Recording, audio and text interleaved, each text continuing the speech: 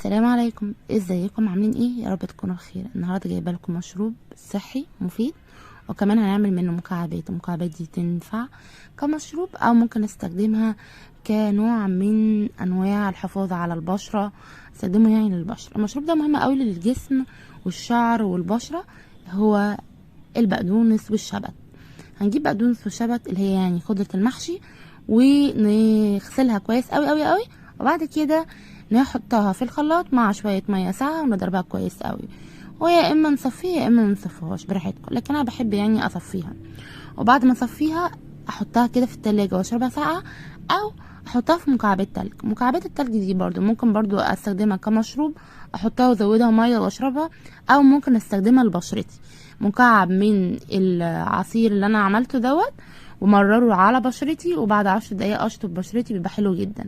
المشروب ده بيقال عليه اللي هو المشروب الاخضر. ممكن نضيف له اضافات تانية زي التفاح الاخضر او الجرجير او اي حاجة زي خيار. في ناس بتضيف له برضو الحاجات ديت، فبراحتكم. لكن انا صراحة بحبه بالبقدونس والشبت من غير سكر من غير اي حاجة. بحس ان هي مية طعمها حلو كده، يعني ملهوش طعم قوي يعني، بس اللي هو ايه صافي كده. فحلو قوي في الحر اللي احنا فيه كده، تشربيه مره واحده يرطب عليكي، وفي نفس الوقت تاخدي فوائده الرائعه سواء كانت للجسم او للبشره او للشعر. وطبعا هقول لكم برضو مجموعه من فوائد المشروب دوت في فيديو تاني عشان ما اطولش عليكم الفيديو دوت.